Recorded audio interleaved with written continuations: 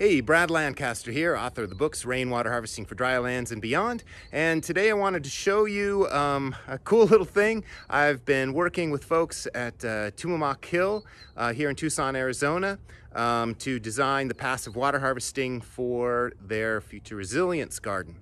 And there was a water break last night. And as a result, water flowed through the whole system, and it was really sweet to see that here in the hot, dry time of the year, we had a chance to see water flow and everything worked as planned. Though the water also did show us a few little minor tweaks we could make to further enhance the system. And so I want to show you real quick how the water and sediment flowed through and where I see we could make a couple subtle tweaks. And the thing's behind me, but I'll change to point of view and we'll walk from the top to the bottom, basically doing the water walk. Okay, here we have the diversion berm that diverts water that is coming under the paved road via a culvert up there. That was working great. This is a sediment trap. And what's going on is there was a break in the water line, and so we're able to see everything worked. I'm really happy.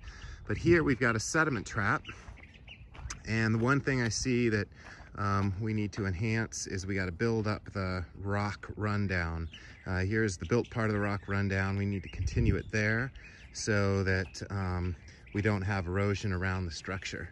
And then you can see the water flows as planned across the road and path. There's a rolling dip. Here's the dip. There's the rolling berm, and that kept water from flowing down the road and eroding the road. Water then goes along here. You can see we've got a rock rundown, which is the grade control, ensuring that we don't have any head cutting here at the road crossing. So super happy with that. Water then flowed into this basin, filled it all up. It overflowed to the next basin, and then it overflowed to the next, and that overflowed to the next, which then overflowed to the next. So let's look more closely at those overflows. So here, this is all good. You can see how crappy the fill is we were working with as the water cut through here. It exposed a lot of that. No problem, we'll finish that. We'll make that more gradual, but our elevations are really good. So water flowed where we wanted it to, down the stabilized rock mulch rundown. It did not flow over here or here. That's why the berm was built up here and there. Okay, then we go here. We've got some future planting terraces. That's great. They got filled with water as we want, but you can see that one's already starting to dry out, whereas this one's still got water in it. So we've got distinct planting zones. The bottom zone that gets more water and the terrace zone that gets less for greater diversity of plantings. Here we've got another spillover. Things are good. Here you can see it was a little close. Water started to spill where we don't want it to. So what we need to do is drop that part of the spillway to ensure more of the flow goes where we want it over the rock mulch rundown that's good and stabilized. And then we can build this up while we remove the soil from there, put it here. And here you can even see even more how crappy the fill is below, because we're working on a site where they brought in all kinds of fill to build a home site. The home was demolished to create this garden. Okay, so another nice planting terrace. You can see water's no longer pooled there, but it is pooled in the deeper bottom zone. Here we've got another terrace. That one's still got water on it, and then a higher terrace. Water spills here as planned. That's great. Let's go around and look at that.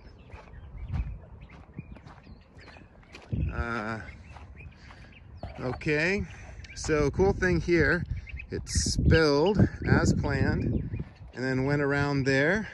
So what we're trying to go for here with the overflow is we're zigzagging the overflow. So it comes here, fills there, overflows, goes there, overflows there, comes back here, overflows. So we're maximizing the flow over a maximum area to infiltrate maximum amount of water into the soil. And here it spills here to the high point of this, the largest basin. But another cool thing that happened is water also spilled a sheet flow over there. So I think we actually want to work with that. You know, the water's teaching us. So we can drop the soil level a little bit there. So water both spreads out over this whole area, infiltrating more of the root zone of this old mesquite tree that's struggling a bit, and this water is going to help bring it back. While at the same time allowing water to come around the creosote and spill there. So we'll just maximize that spreading of the water. Okay, then as we come around here, see how well this basin filled. We raised all the pathways, and this is also a future vehicle access to what will be a future grow house. So you can see that's kept high and dry, no problem for access for feet and vehicles. Whereas the water is where we're going to have all the future plantings, and it's going to feed these existing plantings. Have another very subtle rolling dip here. So the water, it overflowed there, overflowed around here, and backed up to that basin, which is awesome. We could play with it, maybe even see if we can back it up to that higher basin that's dry at the moment. And then after all that filled, it spilled as planned right here across the road into this basin.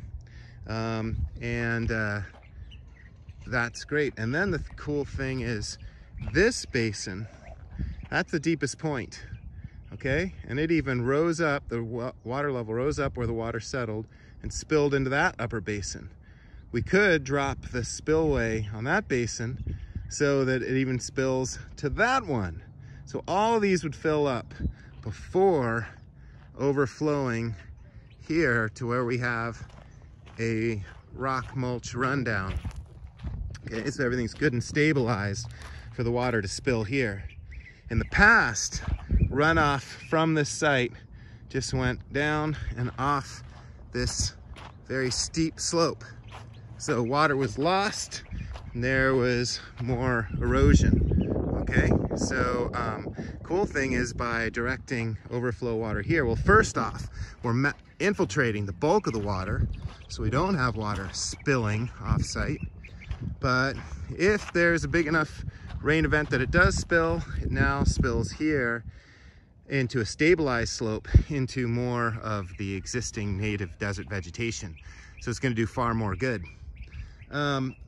Okay, now here's something I noticed about this, is it did not overflow here, but it almost overflowed by breaching the berm. Because I don't know if I'll walk up there and you can see closer, but it came really close to breaching over. That we do not want. So what we need to do is either drop this level a little bit so it'll more readily flow out here than breaching the berm, and especially with erosion over time, that berm's going to settle. Or we can build up the berm, or both build up the berm and drop this a little, and all will be good. You know, this is great how the water shows you what can be enhanced. Okay, so if we get closer here, you can see that, look at the moisture line. It came really close to breaching, but didn't, thankfully. And we checked the elevations of how that spillway point compared with the depths of the basins, but what we didn't do a good enough job is checking how it related to the height of the top of the berm. You want to have at least a 4-inch difference between where you don't want water to spill and where you do want it to spill. More than 4 inches is far better if you can get it, and we can get it here. And you can see here how water backed up into this basin, and how if we were to just drop the soil level a little bit, we could get it to drop there.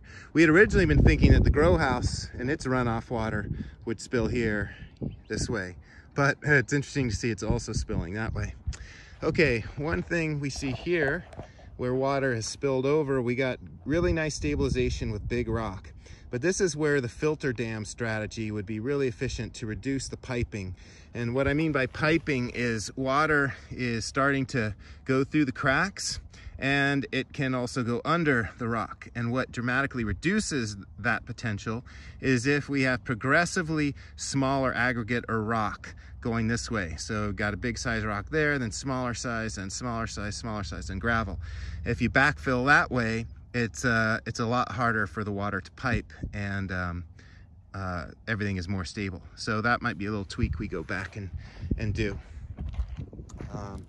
All right, and so I am super happy with how this performed, and super happy too that we got a chance to do a little testing before all the plantings go in and whatnot. We can make a couple subtle changes. And again here, where the water's going over the road, we have a rolling dip, so it's low there, it's really subtle, but it raises here. So water doesn't just cut here and overflow out. Instead, it's directed into the basin, fills all that before it spills out. Pretty sweet. All right.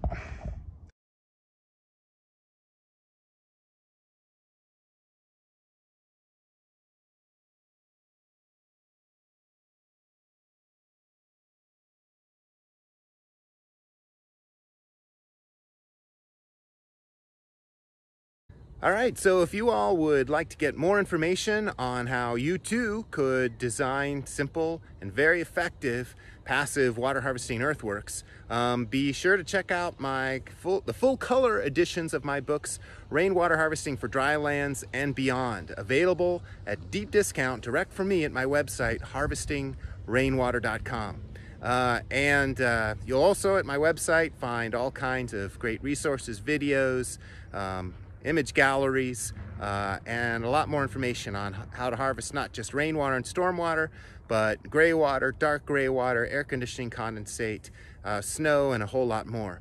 And really appreciate you guys watching. And also be sure to check out the evolution of the Tumamoc Resilience Gardens. I will post the link to the gardens below. All right, it's a great community, or it's a great botanical garden that is striving to show Tucsonans and all visitors a better way to garden using rainwater as the primary irrigation source, and then growing multiple layers of vegetation. So we're going to create a protective overstory canopy of Tucson Basin native bean trees, under which we'll have a whole diverse understory of plantings of larger shrubs, smaller shrubs, vines, tubers, cacti, and so forth, basically creating a native food forest that is irrigated in such a way that it gives more water back to the aquifer than it takes from it. That kind of strategy is how we can bring back or enhance the flows of our rivers, creeks, springs, and the resilience of our groundwater supply. All right, thanks for watching. Okay, a couple of little points I wanted to just make sure I got across is we came out on this site with a laser level and worked with the existing topography. So we weren't fighting the existing topography, we were collaborating with it. So this basin is basically on contour, as is the next basin and the next basin, but the slope is going down that way. So we created stepped basins, one overflows to the next. And then as we were doing the work, we were continually checking with the laser level to make sure we had the elevations right, that this overflow spillway was the overflow spillway and it didn't spill elsewhere, like over there. So we had a backhoe doing the bulk of the major earth moving, and then hand labor setting the rock and doing the finishing work, raking and stuff. So another thing people are concerned about is with this passive water harvesting is they're gonna have puddles in which mosquitoes could go from egg to adult. That is not an issue here because we sized everything to ensure that we will get infiltration. All the water will infiltrate within 24 hours. And mosquitoes need 3 days of standing water to go from egg to adult. So that won't be an issue. And you can see there, that's where the soil, the top of the water was at the peak of the break last night, the water break, water line break. And all that is infiltrated since. So it's been less than 12 hours since that infiltrated. And the other thing you need to keep in mind is we don't have the living pumps in place yet. So all this is going to be vegetated. You know, you first plant the water in these water harvesting basins. You can see how it collected the water. And the next thing is we come in and plant the plants. So the rainwater and the captured stormwater runoff is the primary water source of the landscape. So once we've got that vegetation in place, it's going to be pumping water down through its roots and then through its tissue and evapotranspiring it. So we're going to have far less standing water once we got the vegetation. Not only is the vegetation going to be pumping that water and using that water, its roots will also be making all kinds of microchannels into the soil, so the water will more quickly infiltrate into a wider area. We'll get that living sponge. And another little thing I want to show you where we get a slight enhancement is when we have these 3 distinct rain garden planting zones. The bottom zone that gets the most water, the terrace that gets less water, and then the top zone that gets the least. So you plant your most water tolerant needy species down there, and your most water cold air tolerant, because cold air drains and pools like water does. And then your less water tolerant needy species on the terrace, and the least water tolerant needy species up on the top. And you want to make sure in a big flow event that all your terraces get saturated. Okay, notice they are now dry, or mostly, not entirely yet, but they're you don't have standing water there like you do here. But you want them to get saturated at the peak of the pulse, the water pulse. Now here we can see that's things are pretty good. That terrace elevation is ideal, okay? Maybe a little low here, so we can build that up, but we're a little high here.